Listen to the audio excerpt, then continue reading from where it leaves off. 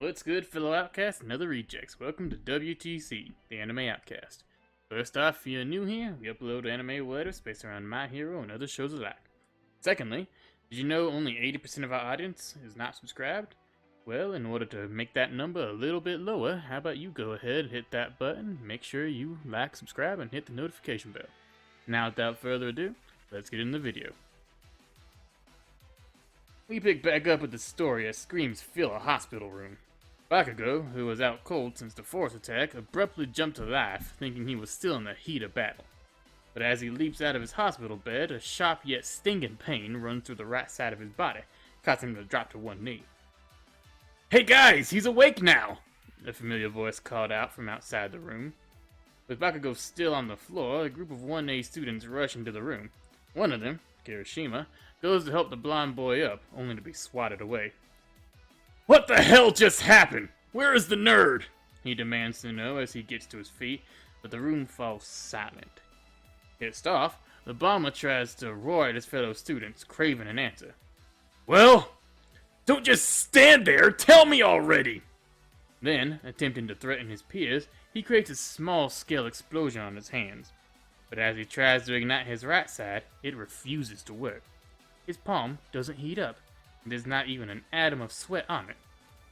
His final fight with Darby had left a more significant mark than he had thought. Bakugou takes a second, staring at his burnt arm in disgust, which we'll talk about later.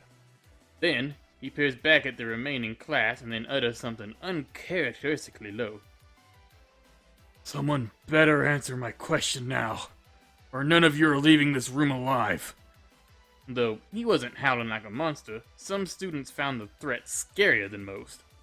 It took a second, but someone summoned the courage to explain the situation. "You were engulfed by the flames of that charred villain. You blacked out soon after. The only people who needed proper medical attention were you, Yaoyorozu, Jiro, and Hakakure. But they got away with Midoriya," explains Tokoyami, moving to the front of the crowd. Bakugou narrows his eyes at the bird boy, wanting to take his anger out on him, but just turns his back to him. "Again? I failed to stop a villain right in front of me. Some weak psychopath," he groans, gritting his teeth in defeat. Yet again, another of his classmates is in danger because of his failure. Don't say that! We can still save him! Yaoyorozu put a tracker on the big monster. If we get her to make another receiver, we can get him back," argues Red Riot, extending a hand to his begrudging friend once more. Bakugou glares behind, seeing how Kirishima's feeling the same as him. "Then what the hell are we still here for? Let's go get the nerd," orders the Explosion Lord, seeing the tracker as a way to redeem himself. But a few of his class reject the idea, with Ashido asking if it was the best thing to do right now. "Those villains were willing to kill us. They let Midoriya alive. Who knows how long it'll stay that way. We can't hesitate," Todoroki disputes, seeing this as a simple choice, though just like with Kirishima, many students disagree. The rift forms within the class, with Shoji somewhat taking Ida's role of disarming everyone. "Look, I understand everything you three are going through. I feel the same. But we can't let our emotions dictate our actions. You guys could end up killing yourselves," he coldly explains, with the majority of the class agreeing. Then, Kaminari speaks up, voicing his own opinion. "Well, just think about it, guys. Wouldn't it be smarter to let the pros deal with it? They've even got All Might on the case." That take on the situation sparks something in Bakugou, roaring at the living lightning rod. "Think about it? That's rich coming from you, dunce face!" With the conversation becoming heated from both sides, the doctor enters to disperse the crowd. The man politely asks his students to leave the room, wanting a private discussion with his patient. Class quickly disperses, except for Kirishima, who stands for just a moment more. "Look, I know you're not in the best shape, mentally or physically, but we're doing this tonight. You're going to show up regardless, so just take it slow until then, alright?" With the room now vacant of the students, the doctor begins discussing the boy's injuries as the nurse wraps up his arms. This doesn't appear to be the first time you've messed up your arms, but... Professional tries to explain before the anxious Bakugou cuts him off. Yeah, my arms get banged up all the time, but this is nothing like that. I can't even activate my quirk in one of them. What the hell happened to me? The blonde boy demanded to know, only causing the doctor to shake his head at the rude way he was interrupted. To put it simply, the fire villain burnt you up, your sweat glands, and damaged your nerve endings. You're lucky to even be able to move that arm. He elaborates, causing Bakugou to become speechless. Though his arms weren't charred black, they still bore gnarled scars and blemishes. Then, the blonde bomber starts panting, almost hyperventilating. The nurse beside him tries desperately to get him to calm down, only to be smacked aside. No! This can't be it for me! This won't stop me! I won't let all that work go to waste! Howls Bakugou as he jumps up from the seat, glaring at his injured body, determined to not give up. I figured. Recovery Girl came in earlier to help mend those burns, but unfortunately, her quirk can't heal people past that what their bodies naturally can. But she told me all about you, continues the medical professional, using Bakugou's needless self-assurance as a stepping stone of his next point. If you were born, I don't know, 2-ish generations ago, those injuries would be the end of that dream of yours. But quirks have advanced since those days. With enough time and effort, we might be able to get you back to your old self, explained the collected doctor, showing the boy a clipboard with multiple treatment options. But now we must leave Bakugou and go over to a packed police conference room. Heroes from all walks of life stand in the room. The #1 hero himself, All Might, to even some smaller heroes like Death Arms and Kamai Woods. They had already been briefed on the situation by Officer Sakochi, allowing them to talk amongst themselves until it was time to deploy. Though not much information on the villain's motives was shared. All they know is that Izuku Midoriya was taken by the League of Villains due to his transformation quirk. As All Might catches up with the seasoned veteran Gran Torino, a voice calls out, "There you are, All Might! You have a lot to answer for!" The denim-clad hero, Best Jeanist, announces out, the voice clouded in anger that doesn't match his high-class tongue. "Jeanist, shouldn't you be with the other team?" questions All Might, surprised to see the #3 hero away from his post. "And shouldn't you be in protecting that camp? Furthermore, can you explain to me why one of my proteges has been captured by the League of Villains and the other one is in the hospital?" cries the hero, his sole emotion anger focused on All Might. He knows the symbol of peace isn't the one to blame, but he's the only one to project it onto currently. Yoshinori grits his teeth at the sound of Jeanist. He's wholly disgusted at himself and understands his pure rage. "I was warned not to attend that summer camp. Nezu thought it may attract another villain attack, but it's clear it had the opposite effect." The symbol mutters, his blue irises beginning to shine against his dark sunken eyes. "But heed my words, Best Jeanist. Izuku Midoriya is my student too, and I vow to get that boy home safely, no matter the cost," declares the hero, holding one clenched fist up against the sign of his determination. The fellow blonde seems calmed by the symbol's words, as if he knows to trust him.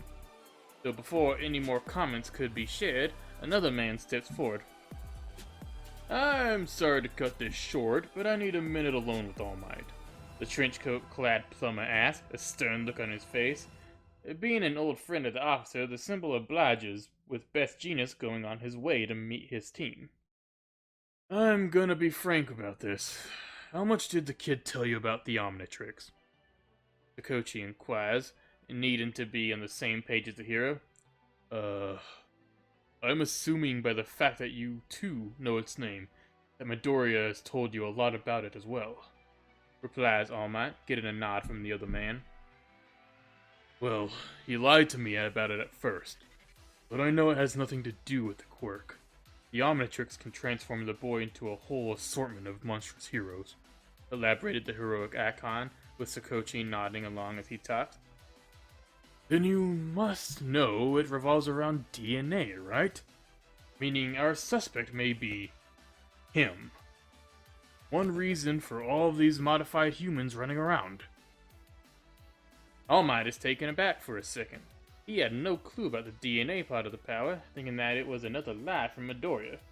It added another layer of responsibility for the hero. As for now, his greatest foe was the playing field after acting dead for a very long time. But there is something else. The League isn't working alone. Plummer mutters as he pulls his phone out from the trench coat and hands it to All Might. On the device is a picture of a strange man who's cast in a slender black armor with green skin and tentacles on his chin running down his neck. His name is Vilgax.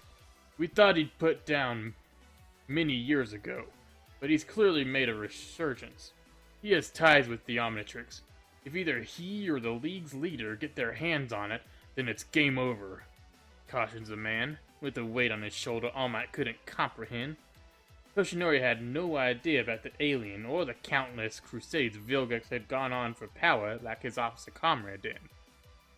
But now, we return to our main cast of students as the heroes prepare their raid. Hiroshima and Todoroki stand outside of the hospital in suspense. Neither was sure it would join them on their mission, which most of the class saw as suicide. What felt like an eternity of waiting passed until two people left the building, Bakugou and Yaoyorozu. The blonde student jumped straight into action, commanding his female peer. "Alright, 3D printer, make that tracking thing so we can get going." Though Yaoyorozu doesn't comment on the crude nickname, she voices another problem. I still don't know about this. This is the Ida situation all over. He tries to mutter before Bakugou cuts over her, clenching both fists and letting out his anger.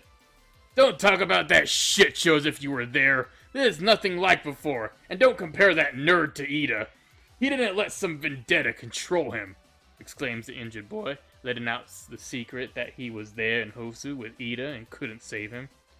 Three others go silent, needing a second to take in the information. "If that's the case, then I shall accompany you all," a voice calls out as someone approaches the renegade group of students. Then, from around the corner, emerges Tokoyami. "Wait, I thought you were against us," Hiroshima questions as the crow wanders closer, hands in his hooded pockets and his head low. "Given more time, I thought it over some, and came to the conclusion. Just the four of you, it's still suicide," voices Fukuyake, glancing at Yaoyorozu, as she had the same thought process. But Red Riot just stares back at the jet-black hero with narrow eyes, confused about where this was going. "I've elected to join the effort to make sure that prediction outcome doesn't come to pass, though any combat is still a no-go. Clear?" Finishes Tokoyami, getting a collective nod from the other boys. Now, all there is left is Yaoyorozu, who is still very hesitant. I don't know. Think of what Midoriya would do in our shoes." The girl sheepishly mutters, not sharing the same conviction as her peers do. At first, the sweaty student goes to roar at her again, but Tokoyami speaks first. "I don't know him as well compared to Bakugou. It's dead clear what he would do. He risked it all to save me. Then, even when powerless, he ran to the aid of Todoroki and Bakugou with the metal villain," answers the crow, with Creati finally committing to the cause. The young hero stretches out her hand, with the red and blue energy fizzing around it, before a small device pops out of it. "I'm glad we are all agreed not to fight, but if anything gets too risky, we're all pulling out of this," mutters Momo as she starts setting up a tracker.